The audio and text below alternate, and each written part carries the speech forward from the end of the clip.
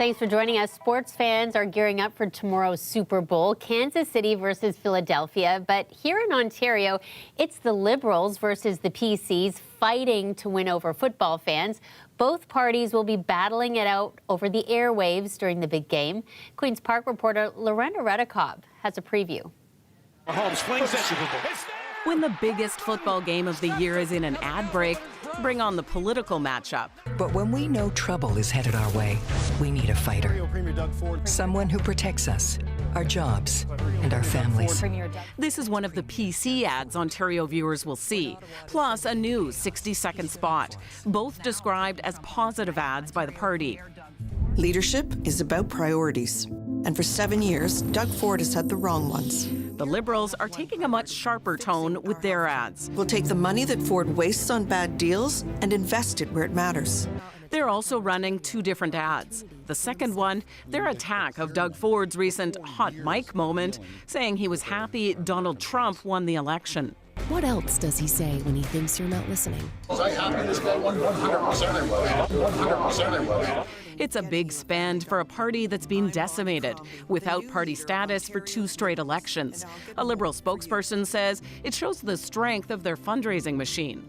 As for the importance of a Super Bowl ad in Ontario, even if it's far from the expense of a U.S. Super Bowl ad, well, it's a pretty big deal. He says it's likely the biggest media event of the month-long campaign. As a cost of running a television ad, it would probably be at least 5 or 6 times the cost of running an ad on regular television, that's for sure. The NDP also have a new ad out, though it won't be airing during that prime Super Bowl time slot. Now I'm running to be premier, to build homes, hire doctors, fix schools.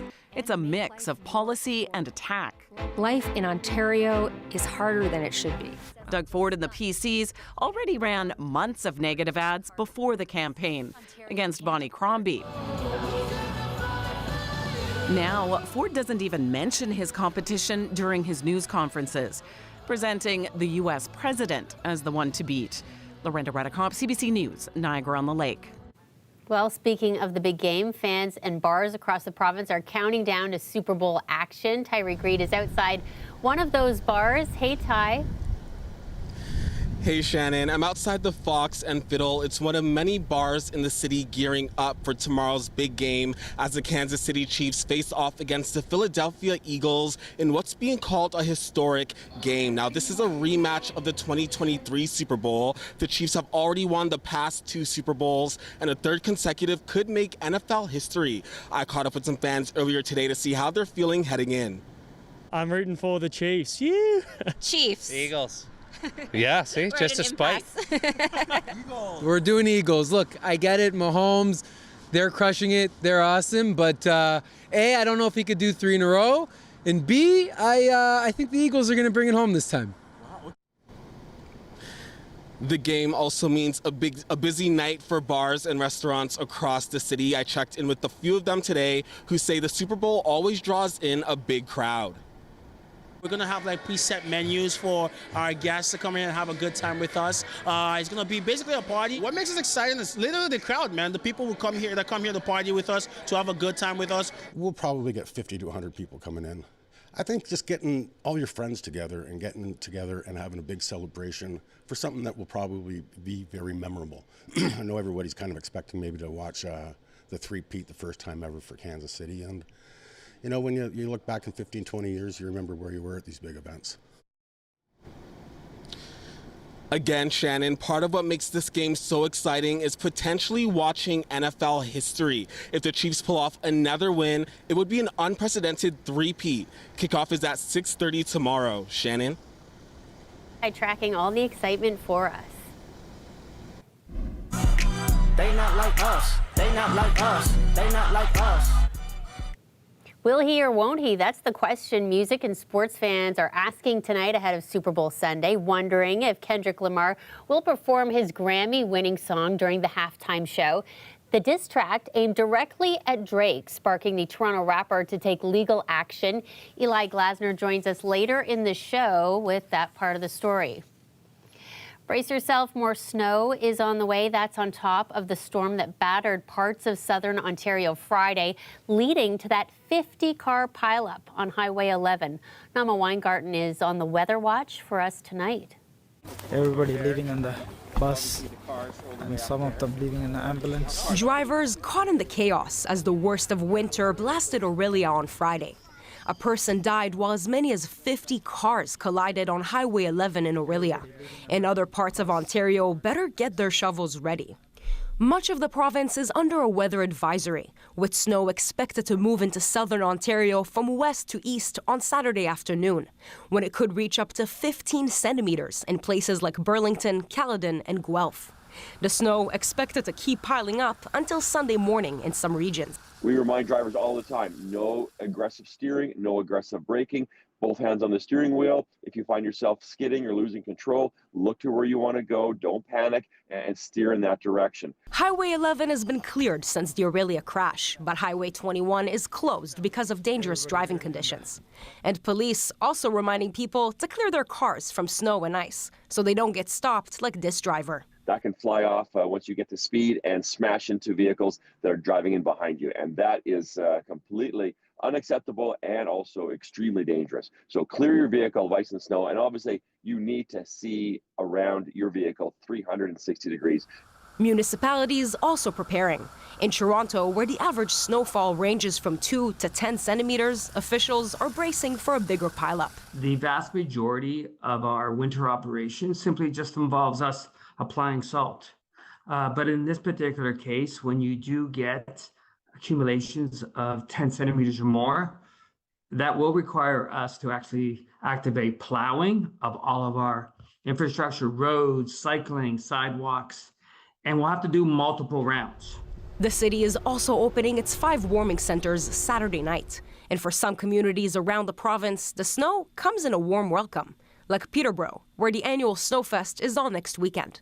About a decade or so ago, they had activities. Really, it was right on the bare ground because the grass was showing right through. But you know, this particular time, with all the talk about tariffs and this problem and that problem, I think people need a little joy in their lives. The forecast calls for the snow to taper into flurries overnight or early Sunday. So better watch the road on your way to catch the Super Bowl. Nama Weingarten, CBC News, Toronto.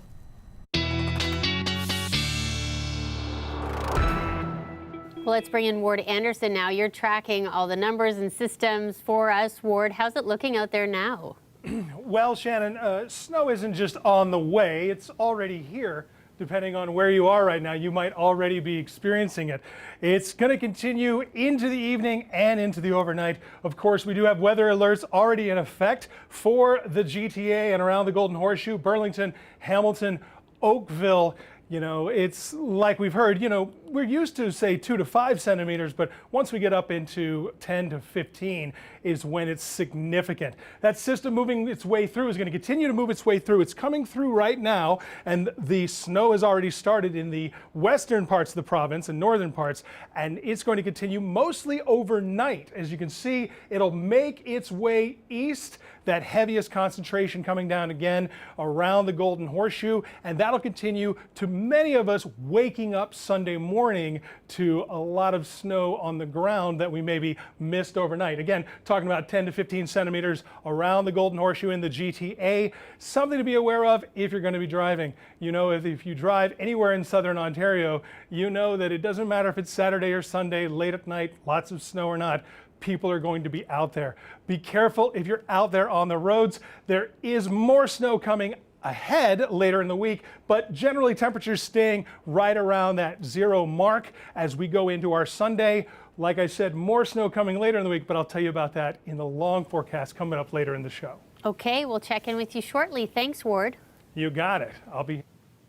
Buffy St. Marie's Order of Canada has been revoked. The Governor General terminated the appointment early last month, though the news has just gone public. As Nicole Williams shows us, the move comes after an investigation by the CBC's Fifth Estate, which raised doubts about the singer-songwriter's Indigenous ancestry. Love lift us up where we belong. an Indigenous icon now stripped of Canada's highest honour. In a notice quietly issued Friday, officials announced the appointment of Buffy Sainte-Marie to the Order of Canada was terminated, ordered by Governor-General Mary Simon back in January. This is not a moment I envision seeing where a very high-profile national award would have been revoked from somebody like Buffy Sainte-Marie. It's been more than a year since Sainte Marie's Indigenous identity was called into question. For decades, the artist has claimed she was Cree and believed to be born on the Paipot First Nation in Saskatchewan. But a CBC Fifth Estate investigation found her birth certificate, which says she was born in Massachusetts to white parents. We're at a moment where the public is finally taking the issue of self-indigenization seriously, and it's being taken seriously at the highest levels of government. And that's a big change from where we were a few years ago. Officials not sharing why they're expelling Sainte Marie, but according to its policy, the Order of Canada can be revoked for a number of reasons, including criminal convictions or behavior seen to undermine the credibility, integrity, or relevance of the order. And a proud member of the Native community with deep roots in Canada. Requests for comment went unanswered, but in a video statement last year, the musician called the allegations in CBC's original story hurtful and defended her Indigenous identity. I know who I am, I know who I love, and who loves me. And Sainte Marie has been well loved, winning numerous awards for her work, including the Order of Canada in 1997 and even an Oscar for Best Original Song in 1983, considered the first Indigenous person to win an Academy Award. She is sort of this figure that has represented Indigenous music in a Canadian context, right? And you kind of go, well, where are all the other Buffys? It's not very often someone is expelled from the Order of Canada. In fact, it's quite rare. Only 9 people have been so in its more than 50-year history. Nicole Williams, CBC News, Ottawa. Justin Trudeau embarking on a week of diplomacy in Europe. That trip, though, perhaps overshadowed by the turmoil of the new Trump presidency. Trudeau attending the Aga Khan's funeral. This week also includes a NATO summit, a chance to lobby the U.S. vice president and reach out to other allies on U.S. foreign policy shifts. Trudeau also expected to push holdout countries to ratify 2016's Canada-EU trade agreement. And that's in hopes of expanded trade amid the U.S. tariff threat. Well, meantime, the U.S. president is facing several legal challenges sparked by orders from his administration. A federal judge has temporarily blocked Elon Musk's government efficiency team from accessing a sensitive payment system. It includes the personal financial information of millions of Americans. The lawsuit by the Attorney General alleges a team led by Musk have been unlawfully granted access to the system. The order comes on the heels for another ruling that pauses the attempts to destroy the U.S. Agency for International Development. Now, both those rulings will remain in place until next Friday. There's always so much hype around the Super Bowl that goes beyond the actual game, such as the halftime show. Kendrick Lamar making history this weekend as the first solo rap artist to headline the halftime show. But then there's that beef with Drake, and there's tons of buzz whether Kendrick will perform his Grammy-winning diss track. Eli Glasner has that part of the story. They not like us. They not like us. The rap beef between Compton, LA's Kendrick Lamar and Toronto, Canada's Drake was already heating up when Lamar released Not Like Us. The rap song smashed Billboard records, inspired dance videos. Say Drake, I hear you like I'm young. But the song that accuses Drake without evidence of being a pedophile allegedly spawned real-world effects. A defamation lawsuit against Universal Music Group claims the song led to a drive-by shooting at Drake's Toronto home that left a security guard seriously wounded. That didn't stop Lamar from making history, with Not Like Us taking home 5 Grammys. This music journalist says Not Like Us is a once-in-a-generation song. But still tucking in these moments that are so biting, so fierce, so visceral, and turning them into sing-along moments. Hey, they not like. Now Lamar is set to make history again as the first solo rap artist at the Super Bowl. But with Drake's defamation lawsuit, can Lamar perform his biggest hit? I think that all the in-house counsel, worried, stressed out lawyers like me chugging Maalox are telling the network and the NFL, for the love of God, don't run this. This lawyer says there's a strong defense against Drake's defamation suit. A rap battle is widely understood as a exchange of extreme insults, and that reasonable people wouldn't interpret it as being literal. When you know we've been hurt, been down before. As Sunday approaches, Kendrick Lamar, who received a Pulitzer Prize for writing about being black in America, says the Super Bowl show will be about one thing: storytelling. Listening to that story in person will be President Trump.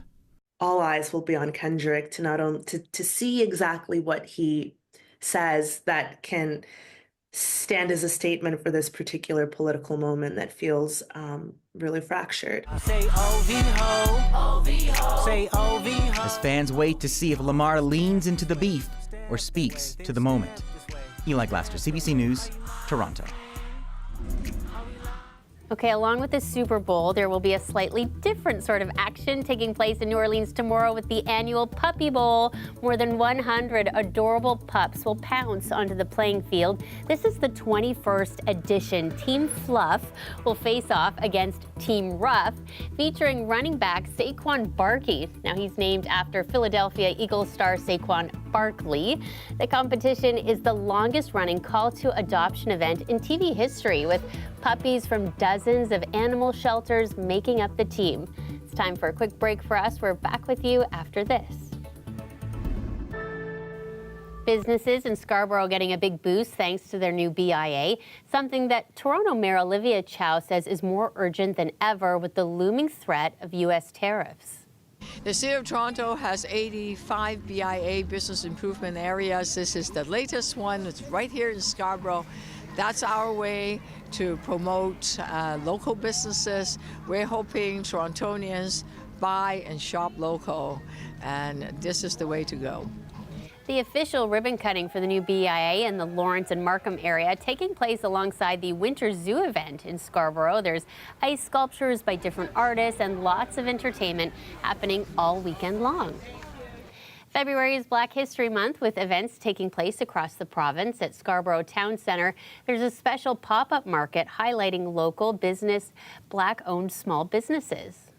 Business is Black-owned as well. We really wanted to take this time and celebrate Black excellence, come together as a community, be able to have these small business owners and entrepreneurs showcase their products. I started this business after COVID. I've been doing this for 2 years now. We sell beautiful handmade headscarves for all women. We also showcase positive affirmations to encourage and uplift. The event was organized by the Trending Table Inc., which is all about shining a spotlight on small businesses. As you heard, the market featuring handcrafted products from artisans and creators honoring Black history and culture. It's running tomorrow, too, from 11 to 7. You're looking live at Celebration Square in Mississauga, the hub for a weekend-long local ski and snowboarding competition named APIC Mississauga. Right now, athletes are preparing for the last event of the night, the final round of the skiing tournament. Among those getting ready is Canadian Olympic athlete Megan Oldham. Born in Newmarket, raised in Parry Sound, she started skiing at just 5 years old. Well, now she's a gold medalist, having recently won at the World Cup in Aspen for the freestyle big air event. We caught up with her just moments before she was getting ready for the final. I'm from Parry Sound, so only 2 hours away. To prepare for this, I've been riding lots on the World Cup circuit, trying to get lots of reps on the rails.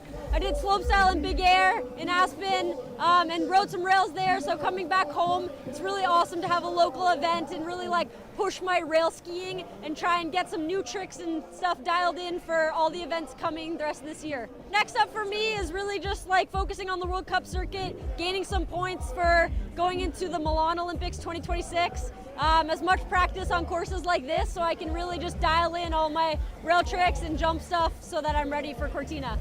Hey, Megan, we're cheering you on. The winter sports event continues tomorrow with the snowboarders taking center stage. Ward is back, and yeah, you saw the snow there in the live shot in Mississauga. It's certainly coming down now. You know what? Snowboarders are going to be happy because there's snow coming for the snowboarders to take center stage tomorrow, right? Isn't that perfect? Totally. And that's what's going to be happening. You know, we're sitting, as we go into our overnight, it's going to be close to 0, but getting down. We do, of course, have snow coming. It's been coming for the past several hours, and warnings are in effect, especially around the Golden Horseshoe. We're talking about 10 to 15 centimeters by the time this is finished. Overnight, going into your Sunday morning, that snow already coming through now is going to continue to come through, making its way east. And like I said, the heaviest accumulation will be around the GTA right there in the Golden Horseshoe, 10 to 15 centimeters. It's a significant amount. We'll be waking up to it. It won't keep you completely snowed in on your Super Bowl Sunday, but it will be enough to affect your commute, your driving, and if you're trying to get out and about. Something to keep in mind coming through overnight. Again, most of it will be this evening going into your overnight. But then as we go into Monday, finally, by the time we reach Sunday evening, the snow will have stopped and we'll have a clearer Monday, but then another system coming through will bring some messy snow with us on Tuesday. Temperatures will continue to drop then, and it's really Thursday we're going to be looking ahead at when we have another particularly messy system coming in as the temperatures continue to drop. But for the most part, most of the snow will be coming tonight. You're looking at a heavy, good amount coming, waking up to it Sunday morning. Be careful if you're out driving overnight. Messier getting later into the week. And that's what you're looking at going into your Monday. Advice if you're heading out on the roads, but we're going to take people now back to Mississauga, Ward. As you said, lots of snow, great news for all the skiers and snowboarders out in Mississauga. You're looking at APIC. This is a free outdoor event running all weekend long. There's ski and snowboard competitions. Today was about the skiers. Tomorrow it's all about the snowboarders. There's more than $100,000 worth of prizes up for grabs for both men and female athletes. Such a cool event, and you can tell the crowd is just loving it. That's it for us. We'll see you again soon.